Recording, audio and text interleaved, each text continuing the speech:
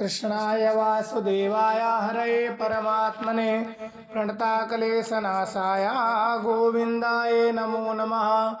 जय श्री हरि। प्रिय भक्तों, बेहद खास है चैत्र माह की पूर्णिमा। चैत्र माह की पूर्णिमा क्यों खास है? क्योंकि हनुमान जी का जन्मोत्सव भी चैत्र माह की पूर्णिमा को मनाया जाता है। पूजा के दौरान चैत्र पूर्णिमा पूजा करने के बाद में कथा भी श्रवण करें। चैत्र पूर्णिमा के दिन ही हनुमान जी का जन्म हुआ था, इसलिए चैत्र पूर्णिमा का विशेष महत्व है।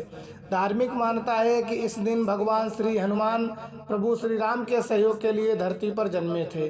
मान्यता है कि इस दिन भगवान विष्णु और माता लक्ष्मी की पूजा करने से हनुमान जी की कृपा प्राप्त होती है। अगर आप भी इस दिन चैत्र पूर्णिमा का व्रत रख रहे हैं तो पौराणिक कथा का श्रवण करना ना भूलें।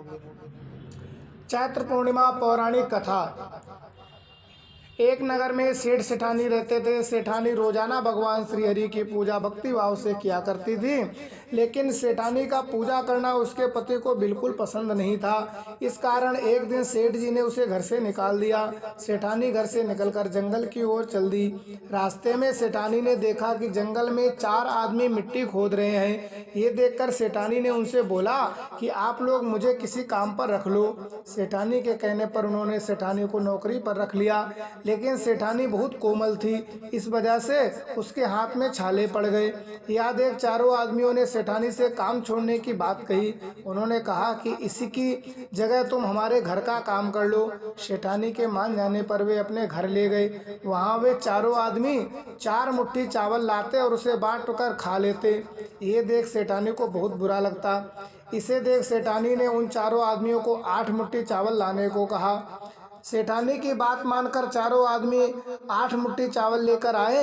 इन चावलों को सेठानी ने भोजन बनाया और भगवान विष्णु का भोग लगाकर सभी आदमियों को परोस दिया। इस बार चारों आदमियों को भोजन बहुत स्वादिष्ट लगा और सेठानी के खाने की तारीफ करते हुए इसका राज पूछा। तब सेठानी ने कहा कि ये भोजन भगवान विष्णु का जूठा है, इसी वजह से ये आपको स्वादिष्ट लग रहा है। उधर सेठानी के जाने के बाद से सेठ भूखा रहने लगा। आसपास के लोग उसे ताने मारने लगे कि पत्नी की वजह से खाना खा रहा था। लोगों की बातें सुनकर सेठ सेठानी को जंगल में देखने निकल गया। रास्ते में उसे वही 4 आदमी मिट्टी खोदते हुए दिखाई दिए। सेठ ने उनसे कहा कि तुम मुझे काम पर रख लो। तब चारों आदमियों ने उसे भी काम पर रख लिया, लेकिन सेठानी की तरह मिट्टी खोदने से सेठ के हाथ में भी छाले पड़ गए। यह देख उन्होंने सेठ को भी घर का काम करने की सलाह दी। सेठ जी भी बात मानकर उनके घर चल दिए। घर पहुंचकर सेठ ने सेठानी को पहचान लिया, लेकिन सेठानी घूंघट में होने के कारण सेठ को नहीं पहचान पाई। हर दिन इस तरह हर बार भी सेठानी भगवान विष्णु को भोग लगाकर सभी को खाना परोस दिया करती थी, लेकिन जैसे ही सेठानी सेठ को खाना परोसने लगी तो भगवान विष्णु ने सेठानी का हाथ पकड़ लिया और कहा कि तुम क्या कर रही हो? सेठानी बोली, मैं कुछ नहीं कर रही, मैं तो भोजन परोस रही हूँ। चारों भाइयों ने सेठानी से कहा कि हमें भी भगवान विष्णु के दर्शन कराओ। सेठानी के अनुरोध करने पर भगवान विष्णु उन सभी के सामने प्रकट हो गए। यह देखकर सेठ ने सेठानी से क्षमा मांगी और उसे हाथ पकड़कर घर चलने को कहा। तब चारों भाइयों ने बहन को बहुत सारा धन देकर विदा किया।